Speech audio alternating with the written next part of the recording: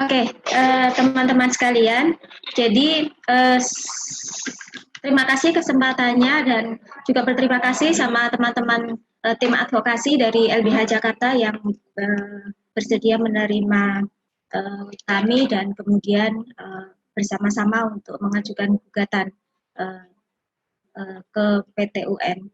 Jadi kami secara KPBI ingin menyampaikan bahwa sebagai serikat buruh kami adalah konfederasi yang berdiri tahun 2016.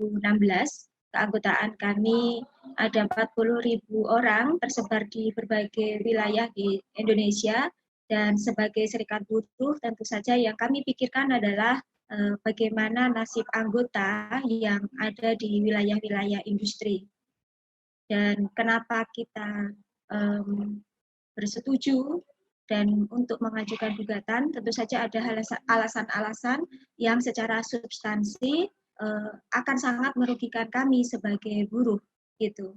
Nah, saya ingin menjelaskan apa saja substansi yang selama ini kita tentang dan sering kita kampanyekan juga kepada teman-teman media. Yang pertama adalah terkait dengan bagaimana proses awalnya kami sebagai serikat buruh tidak dilibatkan dalam proses ini. Jadi selama ini pemerintah menyampaikan bahwa serikat buruh dilibatkan, tetapi hanya sebagai ajang sosialisasi. Dan inilah yang membuat penolakan oleh kami, karena kita hanya dijadikan sebagai objek yang menerima sosialisasi, tetapi tidak diberi kesempatan untuk memberikan masukan. Jadi tidak didengar apa masukan-masukan yang sudah kami sampaikan terkait dengan apa isian dari RUU Cilaka ini yang berdampak merugikan kepada kaum buruh. Dan itu terjadi berulang-ulang, itu bukan cuma sekali dua kali, tetapi selalu seperti itu. Nah, itulah yang membuat kami dirugikan gitu. Termasuk juga soal upaya yang kemudian dilakukan oleh pemerintah membuat Satgas nomor 378 tahun 2019 tertanggal 19 Desember 2019 itu adalah bentuk tidak partisipatif pemerintah. Dalam hal ini adalah Kementerian Koordinator Bidang Perekonomian gitu.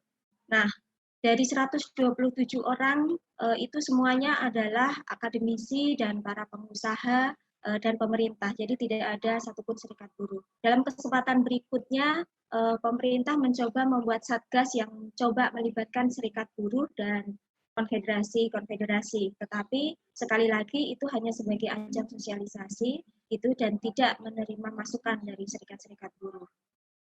Dan itu menunjukkan karakter yang asli dari pemerintah bahwa sebetulnya RUU Omnibus Law Cipta Kerja ini tidak partisipatif gitu. Nah, secara substansi saya ingin jelaskan bahwa RUU Cipta Kerja itu akan membuat buruh-buruh di Indonesia tidak akan pernah mempunyai harapan untuk menjadi pekerja tetap. Kenapa? Karena labor market flexibility itu akan terus bias dan liar untuk diterapkan di semua sektor. Kalau saya bisa sebutkan misalnya di pasal 59 di Undang-Undang 13 tahun 2003 itu dicabut di dalam draft RUU Cipta Kerja sehingga tidak ada pengaturan lagi terkait batasan-batasan jenis pekerjaan mana saja dan berapa waktu untuk menjadi PKWT. Karena itu dihapus sehingga akan menjadi liar dan tidak akan ada buruh Indonesia yang menjadi pekerja tetap. Juga terkait dengan pekerjaan pemborongan. Di pasal 64, 65 itu juga dihapus dan itu akan semakin menyuburkan praktek maklar tenaga kerja oleh lembaga penyedia tenaga kerja. Berikutnya adalah terkait dengan PHK. Nah, terkait dengan PHK ini,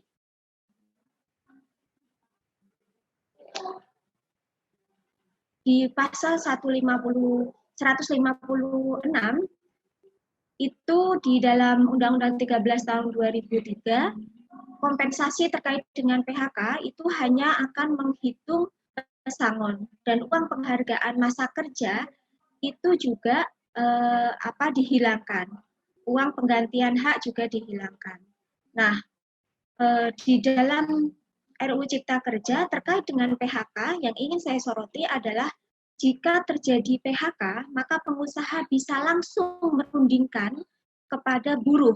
Jadi di sini ada keleluasaan yang dilakukan oleh pengusaha untuk mem-PHK buruhnya tanpa melalui prosedur atau putusan dari pengadilan.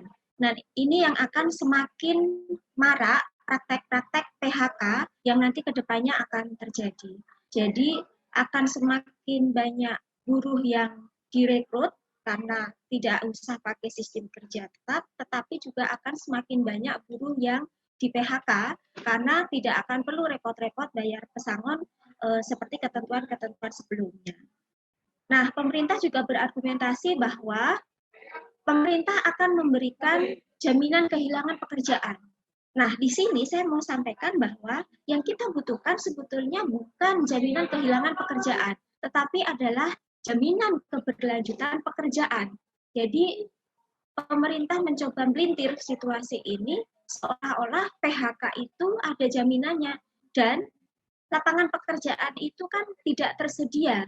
Jadi kalau PHK semakin masif, maka akan semakin menambah deretan jumlah pengangguran yang saat ini sudah mencapai sekitar 7 juta dan akan terus bertambah 2 juta setiap tahunnya dan bisa lebih karena situasi pandemi sekarang. Banyak perusahaan-perusahaan yang secara beruntun mem-PHK, merumahkan, memutasi, dan seterusnya.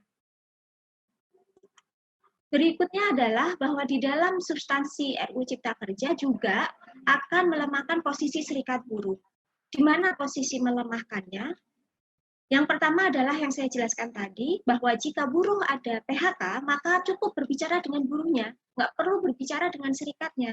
Ini jelas menegasikan fungsi kami sebagai serikat buruh yang jelas-jelas keberadaan kami dilindungi oleh Undang-Undang 21 2000 tentang peran dan fungsi serikat buruh adalah membela anggota. Yang kedua adalah di pasal 93 terkait dengan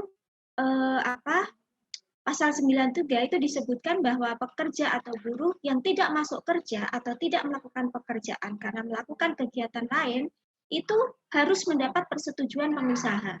Kata-kata mendapat persetujuan pengusaha ini berpotensi untuk melemahkan posisi serikat buruh. Kenapa? Untuk serikat buruh yang aktif melakukan pembelaan dan advokasi terhadap anggota, dan kalau membutuhkan izin dari pengusaha untuk melakukan advokasi, maka itu akan berdampak lemahnya posisi serikat buruh. Berikutnya adalah terkait dengan hak buruh perempuan. Hak buruh perempuan itu di dalam pasal 93 tidak disebutkan bahwa apabila buruh perempuan haid, hamil, kemudian melahirkan ataupun gugur kandungan, itu tidak disebutkan di pasal 93. Kata-kata berhalangan itu disebutkan sehingga kata-kata berhalangan itu menurut kami adalah ambigu. Dan dalam posisi seperti itu akan multitafsir sehingga membuat ketidakjelasan gitu. Itu yang memberatkan posisi kami sebagai buruh perempuan karena pada saat buruh perempuan sedang menstruasi atau sedang hamil atau sedang keguguran, yang paling harus diutamakan adalah kesehatan alat reproduksi buruh perempuan itu sendiri. Di saat ini di Undang-Undang 13 tahun 2003 yang sudah jelas perlindungan hukumnya, itu saja banyak terjadi pelanggaran di lapangan, apalagi kalau tidak tercantum terkait dengan perlindungan hukum, terkait dengan hak-hak maternitas buruh perempuan. Nah, berikutnya adalah terkait dengan upah. Di draft RUU Cipta Kerja itu juga berpotensi untuk membayar upah buruh di bawah UMP. Nah, di sini jelas saja merugikan kami kaum buruh karena kalau proses perhitungan upah itu bisa dihitung berdasarkan per jam gitu, atau juga untuk buruh yang berhalangan, kemudian misalnya buruh perempuan sedang ingin melakukan aktivitas menyusui bayinya dan kemudian yang yang diupah hanya pada saat buruh melakukan aktivitas kerja, jelas ini merugikan buruh perempuan karena secara otomatis hal itu akan mengurangi jumlah upah yang diterima oleh buruh perempuan. Nah, upah ini juga boleh ditentukan berdasarkan kesepakatan antara buruh dan pengusaha. Lagi-lagi di sini ada peran negara yang dihilangkan, dinegasikan. Dan kita juga sama-sama tahu bahwa posisi buruh dan posisi pengusaha itu tidak akan pernah imbang.